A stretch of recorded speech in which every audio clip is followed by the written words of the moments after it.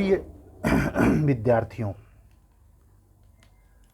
आज अपने वादे के मुताबिक 3 दिन का गैप रखते हुए मेरा कुछ अपना ज़रूरी व्यक्तिगत काम था, जिसकी वजह से कंसिस्टेंसी को हमको ब्रेक करना पड़ा। हमने वादा किया था कि 3 एक्ट पे एक प्रॉब्लम बिहार अभियोजन अधिकारी मुख्य परीक्षा के संदर्भ में दे चुका हूँ, जिसमें SC/ST एक्ट, दहेज प्रतिषेध अधिनियम और आर्म्स एक्ट पे हो चुका है। आज हमने चुना है पास्को एक्ट पर प्रॉब्लम। ये पास्को एक्ट है लैंगिक अपराधों से बालकों का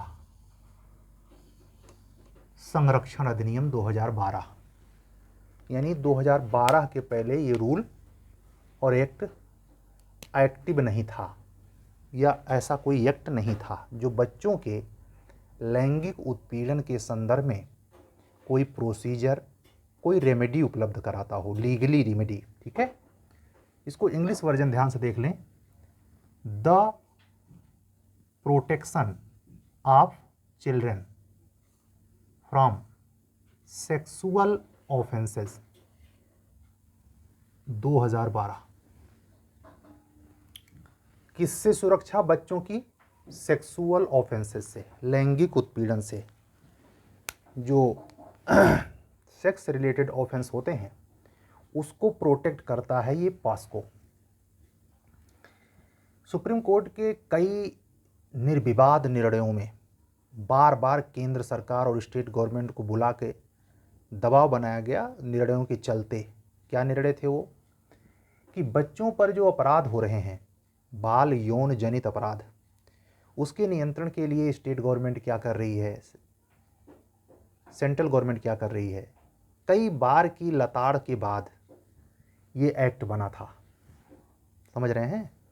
और इस एक्ट को क्रियान्वित करने के लिए और इसके ट्रायल को, यानी इस ऑफेंस से जुड़े हुए ऑफेंस के ट्रायल के लिए स्पीडी ट्रायल की आवश्यकता महसूस की गई थी। इसीलिए इसको कॉमन जुडिशरी में न रखते हुए स्पेशल जुडिशियल कोर्ट, ठीक है, कैसा कोर्ट? स्पेशल जुडिशियल कोर्ट, विशेष न्यायालयों को सौंपा गया। इसीलिए आप अपने जिला कचहरी में देख रहे होंगे कि इससे और जो पहले दिन एक्ट हमने बताया था SC/ST, इसके लिए स्पेशल न्यायालय बनाए गए हैं। उसके लिए स्पेशल सरकार की तरफ से लोक अभियोजक नियुक्त हैं, समझ रहे हैं। और इसका जो ट्रायल है, आम क्रिमिनल जो सेशन ट्रायल, वारंट ट्रायल, समन ट्रायल CRPC के प्रोविज़न हैं, और जो जेन्युइन कोर्ट्स में, सेशन कोर्ट्स में होते हैं, उन कोर्ट्स के ट्रायल की जो प्रोसीडिंग टाइम्स है जेन्युइनली जितनी लगती है, उससे अपेक्षाकृत इसको स्पीडी ट्रायल में कन्वर्ट करने के लिए, यानी क्या शब्द है? त्वरित विचारण, त्वरित विचारण, ठीक है, स्पीडी ट्रायल।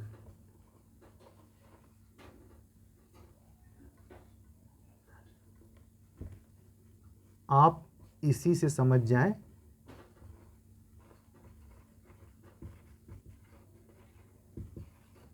ठीक।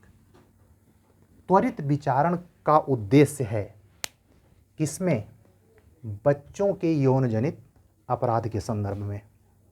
आपने देखे होंगे जो दंड प्रक्रिया संहिता में 2008, 2013, 2018 और बिल्कुल अभी हाल में 2020 में जो संशोधन हुए हैं सेंट्रल गवर्नमेंट द्वारा, और दंड संहिता में IPC में भी जो ऐसे समय पे जो परिवर्तन हुए हैं, संशोधन हुए हैं, उसमें आपने देखा होगा उन संशोधन का कहीं ना कहीं एक मूल उद्देश्य था। क्या? कि ट्रायल त्वरित गति से हो, तारीख बहुत ना पड़े। लेकिन व्यवहार में देखा जा रहा है कि वो सारे कानून केवल कागजी पुलंदे बन के रह गए हैं। मतलब एक दृष्टांत से मैं समझाऊं कि किसी क्रिमिनल मैटर में अगर कोई वकील अपनी अनुपस्थिति का या अन्य कोर्ट में बिजी रहने का बहाना लेकर कोर्ट में डेट चाहता है तो ऐसा नहीं कर सकता, लेकिन ऐसा देखने में नहीं आता। विचारण को त्वरित करने के लिए जो पूर्वतया दंड प्रक्रिया संहिता और आईपीसी में संशोधन हैं, उसके सबसे महत्वपूर्ण लक्ष्य कि तारीख न पड़े, सुनवाई त्वरित गति से हो जाए और मामले का निपटारा, जैसे दीवानी मैटर में अगर आपको कहें तो फैमिली मैटर जो होते हैं कोर्ट के, उसमें न्यू चेंजेज जो हुए हैं उसमें कहा गया कि इतने महीने में इसका ट्रायल हो जाना चाहिए, लेकिन व्यवहार में बिल्कुल ऐसा देखने को नहीं मिलता।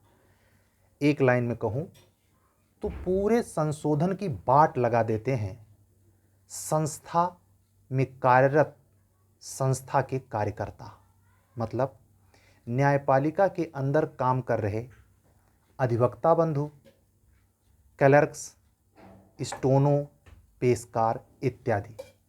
समझ रहे हैं? सारे लोगों का जो पर्पज होना चाहिए, कानून को यथोचित ढंग से अक्षरशः पालन करवाया जाए। लॉ एंड ऑर्डर को मेंटेन करने का जिम्मा सिर्फ पुलिस डिपार्टमेंट को ही नहीं है, हर शख्स की इस भागीदारी होनी चाहिए, लेकिन उसका पूर्णतया अनुपालन होता हुआ नहीं दिखता। ये बात मैंने इसलिए जिक्र में छेड़ी कि आप लोग भी अभियोजन अधिकारी बनने जा रहे हैं। आप लोग भी अगर पैर पे पैर रख के हाथ पे हाथ रख के बैठे रहेंगे तो ये मामले जो बच्चों से यौन जनित पीड़ा के आएंगे, लैंगिक उत्पीड़न के आएंगे, आप ही के ऊपर जिम्मा होगा कि उनको रेमेडी आप ही दिलवाएं। और कैसे दिलवाएंगे? जो कानून में प्रोविज़न है कम से कम उसका त्वरित विचारण तो करें। इस पर आपका ध्यान होना चाहिए। इसके लिए भी मैंने इस बात का, जब भी कोई मेरा ये क्लास पे ये सवाल सुने तो इतनी बातें ज़रूर सुने और कुछ मनन करे, कुछ मंथन करे और तब अपने ड्यूटी के वास्तविक फर्ज को समझे। समझ रहे हैं? तो आज के इस टॉपिक पर जो पॉक्सो एक्ट है, हमने जो सवाल लिया है, जो मुझे महत्वपूर्ण लगा है सर्वाधिक, वो क्या है? पॉक्सो एक्ट के अंतर्गत विशेष न्यायालय की प्रक्रिया, विशेष न्यायालय की प्रक्रिया और उसके पावर का वर्णन करिए। मेरे हिसाब से चूंकि इस एक्ट और SC ST एक्ट के तहत ऐसे तमाम और अन्य मसलों के लिए स्पेशल कोर्ट्स बनाई जाती है, तो इस एक्ट में स्पेशल कोर्ट को क्या पावर है, ड्यूरेशन इन ट्रायल क्या क्या कोर्ट कर सकती है, उस पर अगर जानकारी रखते हैं तो पॉक्सो एक्ट के मूल तत्वों के बारे में आप बिल्कुल क्लियरली जान जाएं कि सबसे महत्वपूर्ण पक्ष को समझने की क्षमता रखते हैं। उसको भी ध्यान में रखते हुए और मेरे अपने अन्य वर्क को ध्यान में रखते हुए, समय नियोजन को समझते हुए, YouTube पर अपने प्रोफेशन यानी शिक्षण कार्य के भी शुचिता का ध्यान रखते हुए मैंने सिंगल ओपन क्लास रखा है। ना कि पूरा एक्ट हम ऐसे फ्री में पढ़ा रहे हैं, नहीं, हम आपको अपने माध्यम से, इस माध्यम से अपने शैक्षिक तकनीक को शेयर करके आपके विश्वास के आधार को मजबूत करना चाहते हैं। जो आपने हम पर स्नेह जताया है, विश्वास जताया है, यूं ही नहीं, आप भी किसी को एग्जाम्पल से समझा सकते हैं, शेयर करके समझा सकते। फला सर जी की गिरी सर इलाहाबाद हाई कोर्ट के अधिवक्ता हैं, उनके शिष्यता में हमने ये चीज़ें सीखी हैं, देखिए आप भी सीखिए किस तरीके से वो समझाते हैं।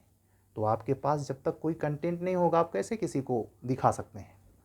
तो उस पर्पज़ से भी आइए इस आज के सवाल के हल पर निगाह दौड़ाते हैं। इस सवाल का जो जान प्राण है, इस POCSO act, the protection of children from sexual offence act 2012 की धारा 33 में है। किसमें है?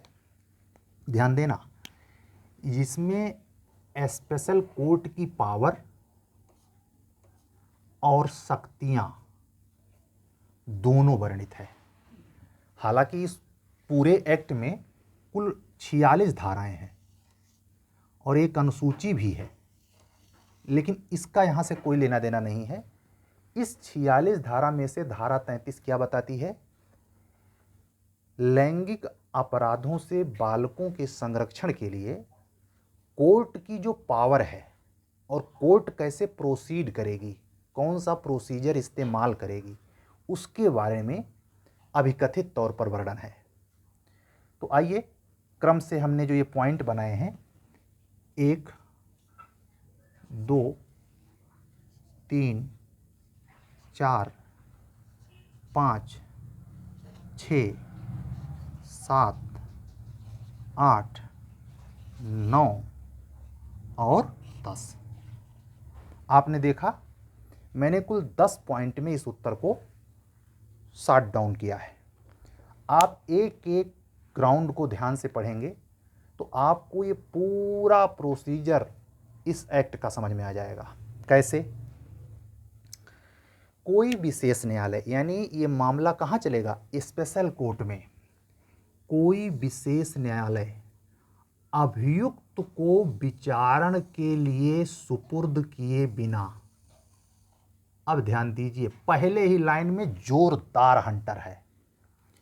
अक्सर इसी के लिए मसले में देरी होती है। जेन्युइन जो क्रिमिनल ऑफेंस होते हैं उसमें अभियुक्त पकड़ा नहीं जाता और मामला इन्वेस्टिगेशन में लंबा खींचता जाता है। समझ रहे हैं? तो ट्रायल हो नहीं पाता।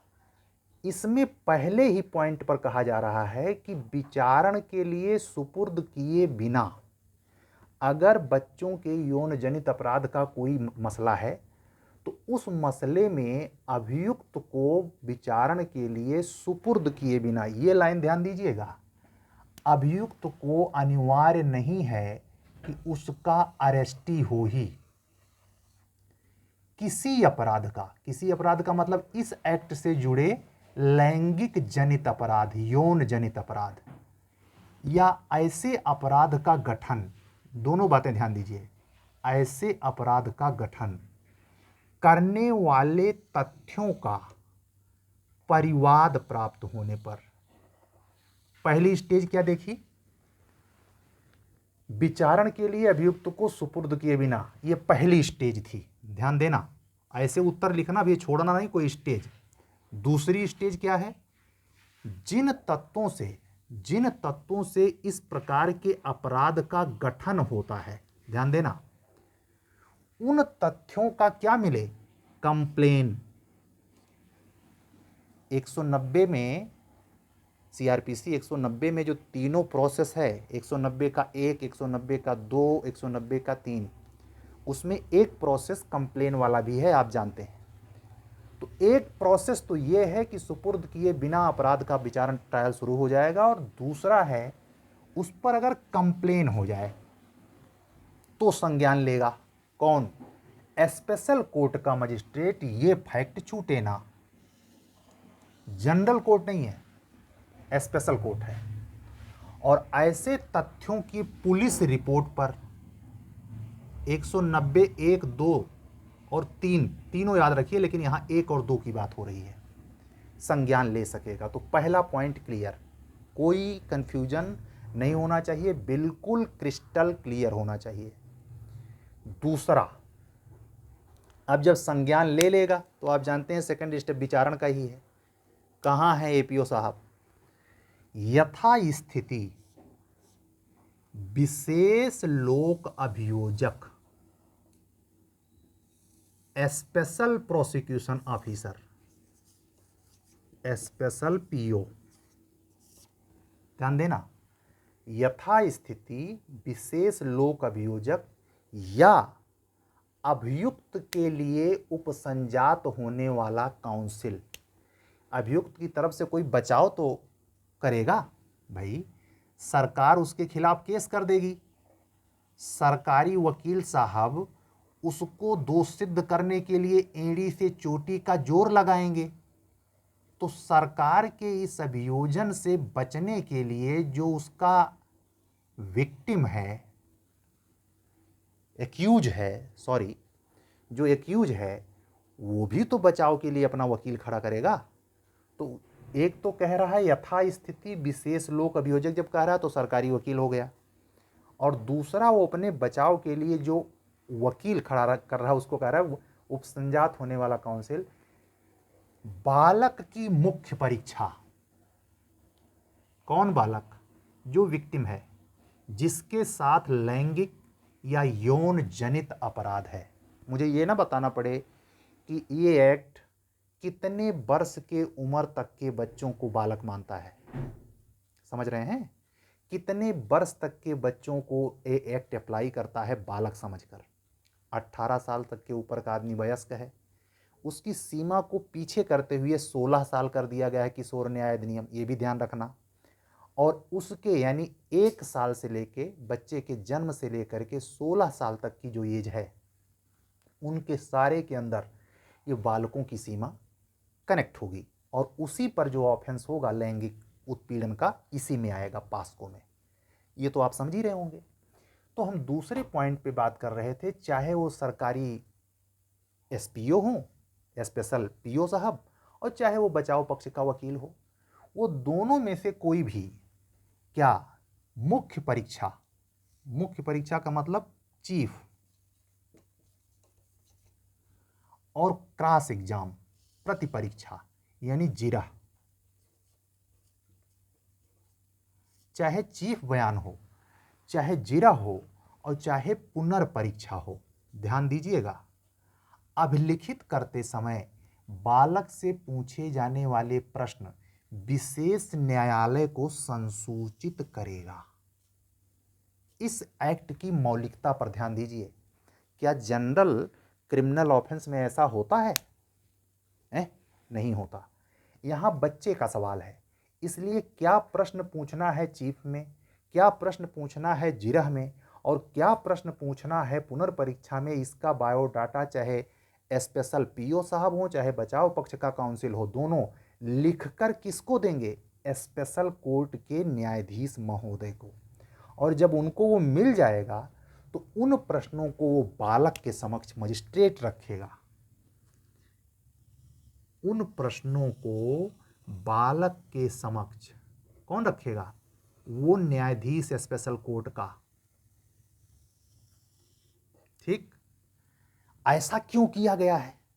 कानून पढ़ते वक्त लिखा है इसलिए रटना नहीं चाहिए, नहीं तो कॉन्सेप्ट डेवलप नहीं होता। इसमें ध्यान देंगे तो आपको ये सोचना चाहिए आखिर ऐसा क्यों प्रोसीजर अपनाया गया। जानते हैं क्यों? अक्सर वकील महोदय रूढ़िवादी होते हैं, सीनियर से सीखने के चक्कर में वो बिल्कुल to the point line by line होते हैं। शायद उनमें इमोशन उस तरीके से नहीं होता जितना कानून बनाने वालों ने न्यायाधीश से उम्मीद कर रखी है। यही पर्पज है कि बच्चा डर न जाए, प्रश्न पूछने से वो डिस्ट्रैक्ट ना हो जाए, बिल्कुल शून्य हो जाए, बोलबे न करे। इसलिए उस प्रश्न को लिखवा करके मजिस्ट्रेट को ले लिया गया है और फिर वो सवाल कौन रख रहा है? न्यायाधीश महोदय बच्चे से पूछेंगे, क्या बच्चा क्या बाबू आपको ऐसा हुआ, या बच्ची है क्या गुड़िया आपके साथ ऐसा किया गया? प्यार से। ये मामला बच्चों का है, वयस्कों का नहीं। तो इसके अप्रोच को भी समझिए। आइए तीसरे पॉइंट की बात करते हैं। तीसरा पॉइंट कहता है, ये जो स्पेशल कोर्ट है विचारण के दौरान क्या करेगी? बालक के लिए बार बार विराम। अभी थोड़ी देर पहले मैंने आपको समझाया 2008 2013 में दंड प्रक्रिया संहिता के प्रक्रियात्मक स्थिति में महत्वपूर्ण बदलाव करते हुए और सिविल प्रक्रिया संहिता में भी महत्वपूर्ण बदलाव करते हुए क्या किया गया था कि किसी भी मामले में जो स्थगन लिया जाता है कि तारीख लग जाती है, 3 दफ़े से अधिक तारीख किसी विशिष्ट वजह से नहीं लिया जा सकेगा। लेकिन देखिए यहाँ क्या कह रहा है नंबर 3 पॉइंट पर, special court in duration trial, जब ट्रायल चल रहा हो, बालक के लिए बार बार विराम अनुज्ञात करेगा, यानी स्टे देगा। क्यों? अब सोचिए, बच्चे को इतना बार बार स्टे ट्रायल में क्यों दे रहा है? क्यों कानून बनाने वालों ने ऐसा कहा? उसका मतलब साफ है, एक बार में बच्चा शायद ना बता पाए, वो विराम चाहता है, उसको माहौल चाहिए जिससे वो बातों को समझ करके बगैर निर्भय अवस्था में न्यायाधीश महोदय को सारी बातें बता दे। तो इसलिए व्यवस्था दी गई, स्पेशल कोर्ट को ये पावर है कि वो उस बच्चे के लिए जब तक वो यथास्थिति में, समुचित स्थिति में ना आ जाए, बार बार उसको विराम दे सकता है। और वो दोनों वकील, चाहे सरकारी वकील हो चाहे वो बचाव पक्ष का वकील हो, विरोध नहीं कर पाएंगे, क्योंकि कानून में ऑलरेडी प्रोविजन है। ये अथराइज्ड करता है POCSO act special judicial magistrate को कि ऐसा वो कर सकता है। ठीक, अब आइए अगला पॉइंट देखते हैं। विशेष न्यायालय जो स्पेशल कोर्ट होगी, बालक के परिवार, एक एक शब्द पे ध्यान दीजिए, बालक के परिवार या किसी सदस्य, पहले बालक के परिवार को कहा, फिर किसी सदस्य को कह रहा है। इसमें जैसे ट्रस्टी होते हैं, मान लीजिए कुछ बच्चे हैं और किसी ट्रस्ट में रह करके वो उनका संरक्षण होता है, तो उनका जो गार्जियन होगा वो किसी सदस्य में आ जाएगा, क्योंकि ट्रस्टी है और ट्रस्टी परिवार में नहीं आता। ठीक है, परिवार की डिफिनीशन राजस्व संहिता में अलग अलग जगह में अलग अलग एक्ट में है, वो उस पर नहीं जाते। स्मॉल कॉजेज कोड एक्ट में भी इसकी व्यवस्था है। लेकिन आप इतना समझें कि पहले तो कहा बालक का परिवार, कोई मेंबर या उसका के किसी सदस्य, सॉरी मैं आई रॉन्ग, मैं तो क्लियर कर दूं, बालक के परिवार के ही किसी सदस्य, चाहे चाचा हो सकते हैं, चाहे मामा हो, चाहे चचेरा भाई हो सकता है, बहन हो सकती है, किसी सदस्य या संरक्षक या मित्र, ध्यान दीजिए, या नातेदार, नातेदार में मामा फूफा सब आ गए, जिसमें बालक अपना भरोसा रखता है। ये एक चीज, इस लाइन की जो सबसे मेन बात है वो ये है, जिसमें बालक अपना फेथ जताता हो, FAITH, फेथ जताता हो, विश्वास करता हो, भरोसा रखता हो सकता है बचपन में कोई परवरिश करने वाला एक आम नौकर भी हो सकता है, तो ना तो नातेदार में आएगा, ना तो मित्र में आएगा, ना संरक्षक में आएगा, ना परिवार के सदस्य में आएगा, तो वो कहाँ आ जाएगा, ऐसे में आ जाएगा जिसमें बालक अपना विश्वास जताता हो, बचपन से उसको जानता है, नौकर है, घर में रहता था, उसके बारे में जानता था। ये भी हो, इसकी उपस्थिति अनुज्ञात करके बालक के मित्रतापूर्ण वातावरण सृजित करेगा। अभी मैंने इसके जस्ट पहले कहा कि बच्चे से कोई बात प्रकट करवाने के लिए उसके साथ जो जुर्म हुआ, जो इंतहा हुई, उसके बारे में वो माहौल हल्का रहे कोर्ट का, इन लोगों में से जिनके प्रति वो विश्वास जताता है, उनको न्यायालय में उनकी प्रेजेंटेशन कंसीडर करेगा।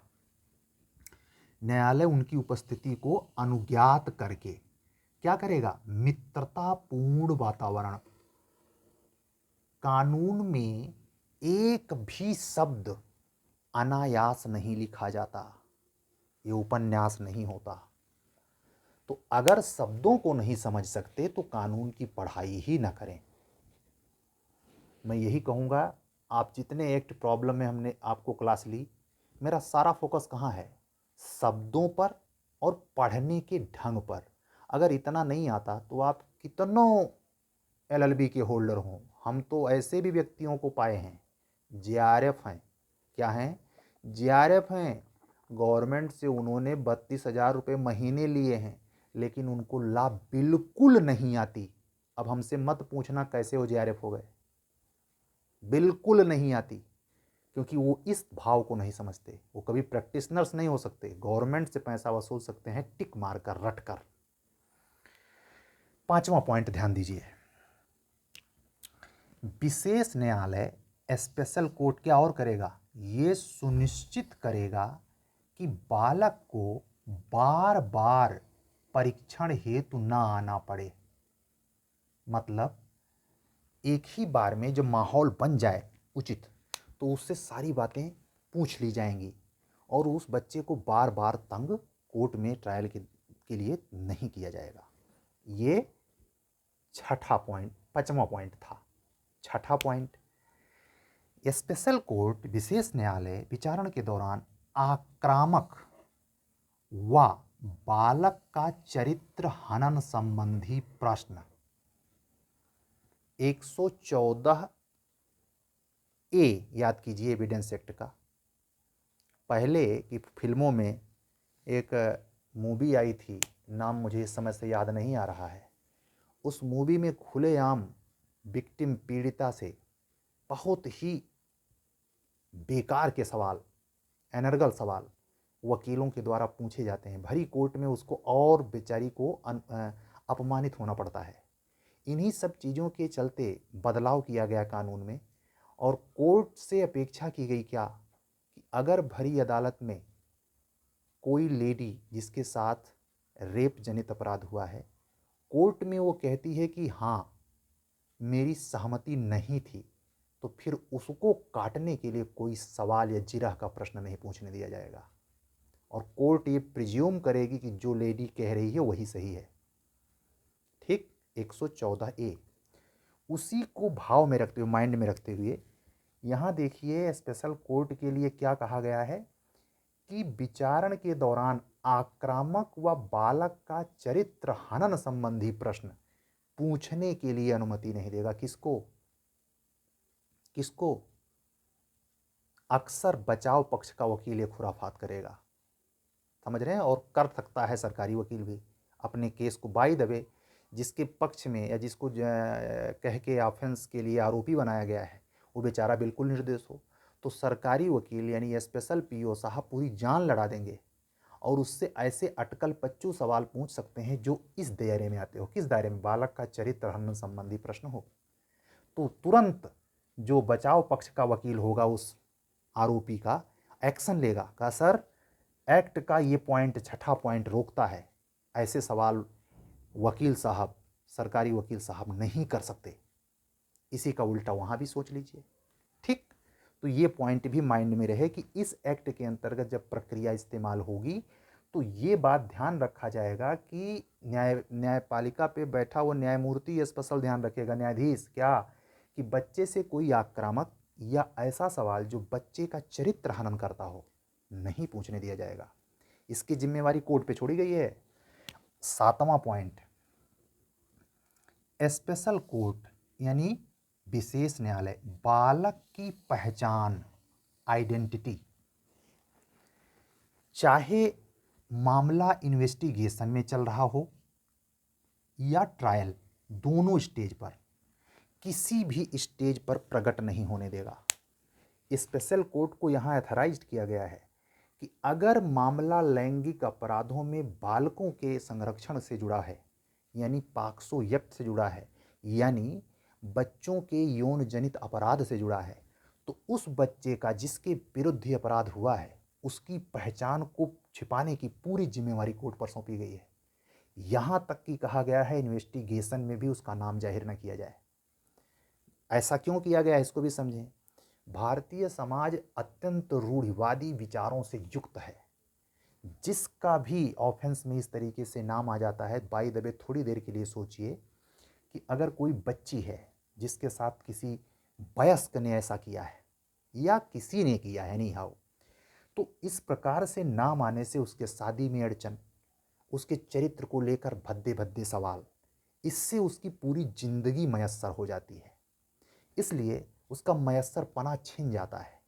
उसको प्रोटेक्ट करने के लिए कहा गया कि पहचान ही जाहिर मत कीजिए। जैसे पारिवारिक मसलों में, दीवानी मसलों में याद कीजिए, मुझे सही से वो सेक्शन याद नहीं आ रहा है, सेक्शन 22 है या 28 है, शायद 22 ही है क्या, जो भी हो हिंदू विवाद नियम का, जिसमें ये कहा गया है कि कार्यवाही बंद कमरे में होगी। कि मतलब पारिवारिक मसले का विवाद सड़क पर थू थू करने के लिए नहीं है। ऐसे बच्चे की जो आइडेंटिटी है, उसकी जो डिग्निटी है, समझ रहे हैं, उसका जो रिस्पेक्टनेस है, उसको कोर्ट इस एक्ट के द्वारा पावर किसको दी गई है? स्पेशल कोर्ट को, कि आप निगाह रखेंगे कि दोनों पक्ष के वकील बच्चे से इन्वेषण के दौरान या विचारण के दौरान कहीं उसके नाम का दुरुपयोग तो नहीं कर रहे। इसका ध्यान रखा जाएगा। 8वां पॉइंट, सॉरी 8वां पॉइंट नहीं है, लेकिन 8वां पॉइंट ही मानिए। वो इसलिए क्योंकि इसी पर एक प्रोविजो है। एक स्थिति में बालक की पहचान जाहिर कर सकता है कोर्ट। कब?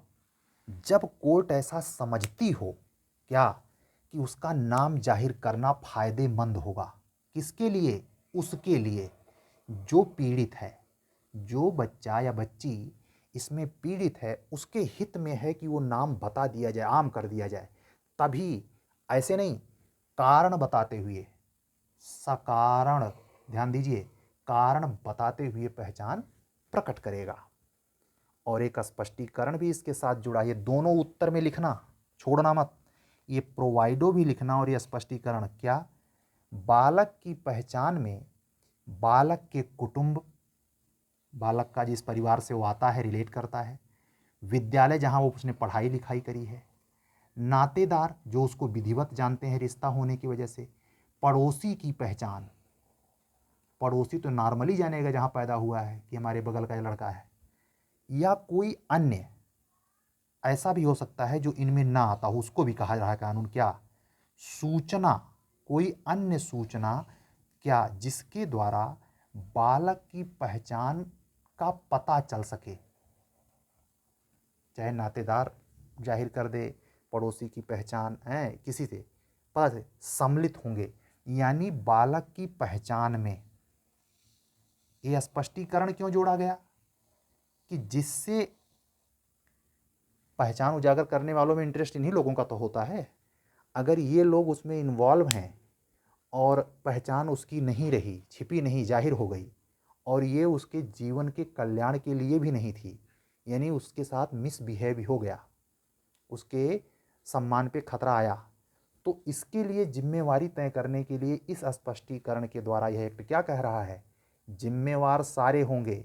ये कहने से छुट्टी नहीं मिलेगी कि हम तो उनके परिवार के मेंबर नहीं, विद्यालय के हैं, या हम उनके पड़ोसी, हम उनके परिवार के नहीं, पड़ोसी हैं। समझ रहे हैं? इसलिए कानून के हाथ बड़े लंबे होते हैं। देखिए हाथ लंबे कहाँ कहाँ कहाँ तक हाथ जा रहे हैं। इतने लोगों में से कोई भी उसकी पहचान को उजागर अगर करेगा तो इसी स्पष्टीकरण से धर दबोच आ जाएगा। ठीक। आपसे मेरा एक सवाल है, जो इस वीडियो को देखेंगे वो ये बताएंगे कि जो रेप पीड़ित होता है, जो रेप पीड़ित होता है, उसकी पहचान को आईपीसी के किस सेक्शन में दंडनीय बनाया गया है? रेप पीड़ित की अगर पहचान कोई प्रकट कर रहा है तो आईपीसी की वो कौन सी धारा है जिसमें उसको दंडनीय बनाया गया और कितने दंड से दंडित किया? दोनों बातें आप कमेंट में बताएंगे। इससे पता चलेगा कि आपने मेरा वीडियो पूरा देखा है। ठीक है? अगर आप सुनते हैं, लाइक करें, कमेंट करें, शेयर करें, लेकिन इस प्रश्न का जवाब जरूर दें। अब आइए 9वां पॉइंट देख लेते हैं। 9वें पॉइंट में है कि स्पेशल कोर्ट बालक को कारित शारीरिक, एक एक शब्द, व मानसिक आघात, एक तो यौन दुर्जनित व्यवहार में उसको शारीरिक चोट तो आ ही सकती है, उसके अंग प्रत्यंग से वो घायल हो सकता है, लेकिन साथ ही साथ जो मानसिक पीड़ा होती है, दोनों के लिए कह रहा है। तो इसको लिखते समय केवल शारीरिक लिख के मत छोड़ देना, मानसिक आघात एक चैप्टर है टार्ट में, उसको भी याद रखना और उसको भी लिखना। इसके लिए जो इस कानून में प्रावधान है दंड का, वो तो देगा ही देगा, दंड देगा, लेकिन उसके अतिरिक्त स्पेशल कोर्ट क्या कंसीडर कर सकती है? डैमेजेज, लो, प्रतिकर, और इतने नहीं, पुनर्वास, बहुत बड़ी चीज है। इस एक्ट ने क्या किया है, जो बच्चे यौन जनित दुर्व्यवहार का शिकार हो जाते हैं उनके लिए डैमेजेज और पुनर्वास की भी व्यवस्था करता है। आप ये भी लिखेंगे। ठीक है? अक्सर कहा जाता है कि पूरा रामायण पढ़ लिया, सीता जी किसकी बेटी थी या भगवान राम किसके पुत्र थे पता नहीं। तो इतना पढ़ने के बाद अगर हम ये लास्ट का 10वां पॉइंट ना बताएं तो समझ जाइए कुछ न बचाएं। अब वो क्या है समझिए। ये जो स्पेशल कोर्ट इतनी बार आया, इसकी जो पावर है, इस स्पेशल कोर्ट की पावर कैसी है? बिल्कुल सेशन कोर्ट जैसी ही होगी। यानी एडीजे डीजे कोर्ट जो जिला कचहरी में होती है, और आप जानते हैं वो 7 साल से ऊपर, सीजीएम कोर्ट 7 साल तक, 7 साल से ऊपर और मृत्यु दंड तक भी कंसीडर कर सकती है। आप जानते हैं इस प्रकार के ऑफेंस में जो आईपीसी में 2000 वर्मा कमेटी की सिफारिश के बाद जो संशोधन हुई है, दंडात्मक बदलाव हुए, उनको कठोर बनाया गया है। और बच्चों के यौन उत्पीड़न में अगर बच्चे की डेथ हो जाती है या 12 वर्ष से कम आयु के शिशु के साथ ऐसा रेप किया जाता है तो मृत्युदंड तक की व्यवस्था है। याद कीजिएगा वो जो संशोधन घा का और घा खा करके जोड़ा गया है, समझ रहे हैं। तो उन सारे में दंड देखें तो वो मैक्सिमम कितने हो गए हैं, डेथ पेनाल्टी तक जा रहे हैं। तो उसको भी पॉइंट से रख के अगर सोचेंगे तो ट्रायल इसका कहाँ हो सकता है, निश्चित तौर पर डीजे एडीजे कोर्ट में। तो यहाँ लास्ट पॉइंट ये जानना बहुत ज़रूरी है, ये जो स्पेशल कोर्ट है बिल्कुल सेशन कोर्ट जैसी होगी, और ये जो ट्रायल जो इतनी देर से हम बकबक कर रहे हैं इसकी जो प्रोसीडिंग अपनाई जाएगी वो दंड प्रक्रिया संहिता 225 से 237 तक क्या है, सेशन ट्रायल की भांति होगी। ठीक है, तो अब इस 10 पॉइंट में इस प्रश्न का कोई भी तत्व बचा नहीं जिस पर हमने चर्चा नहीं कर ली। हमें लगता है ये 25 मिनट के ऊपर का वीडियो हो गया होगा। मैंने आराम आराम से चीज़ें समझाई हैं, हड़बड़ी में रख के ना तो पढ़ा जा सकता है ना समझा जा सकता है। हमारे बारे में भी एनालिसिस झट से नहीं होगा कि 5 मिनट का वीडियो बना करके और हम सपना देख रहे हों कहिया 5 लाख सब्सक्राइबर होंगे। हमारा मकसद सब्सक्राइबर बढ़ाना नहीं, हमारा मकसद हम जो बोल रहे हैं बिल्कुल सत्य, सरल व समझने लायक हो। ये तो मैं खुद जानता हूं कि ऑटोमेटिक आप लोगों का स्नेह मिलेगा और सब्सक्राइबर बढ़ते जाएंगे। ठीक है, तो मैंने जो प्रश्न आज के क्लास में पूछा है उसका उत्तर आप ज़रूर दीजिएगा। अगर हमारे इस चैनल पर आप बिल्कुल नए हैं तो हमारे चैनल को तुरंत सब्सक्राइब करें। हिंदी भाषा में, हिंदी माध्यम में ला की समझ को बिल्कुल आसान लैंग्वेज में आप तक पहुंचाने के लिए जो मेरा छोटा सा प्रयास है, मैं अधिवक्ता जयेंद्र कृष्णगिरी इलाहाबाद उच्च न्यायालय के द्वारा चलाया जा रहा है यूट्यूब चैनल जिससे आप तत्काल में देख रहे हैं, उसके प्रति अपना स्नेह सब्सक्राइब करके, कमेंट करके, लाइक करके और शेयर करके दे सकते हैं। अगर आप हमसे पर्सनली जुड़ना चाहते हैं किसी भी टॉपिक पर बात करने के लिए जो लॉ रिलेटेड है तो आप मेरे व्हाट्सअप नंबर 7705090393 पर कनेक्ट होकर हमसे बातचीत कर सकते हैं। ठीक है, अब कल की टॉपिक पर हमने पास को आज कवर कर लिया। अब कल की टॉपिक जो होगी मैं सोच रहा हूँ करप्शन वाले पे, जो भ्रष्टाचार के ऊपर एक एक्ट है, इस 6 में से 4 हो गया, 5वां हम कल भ्रष्टाचार पर जो एक्ट है उस पर हमारा ये क्लास रहेगा। आप लोग इसका आज देखें और कैसा लगा आप कमेंट करके बताएं। मिलते हैं कल। ठीक है, सत्यमेव जयते।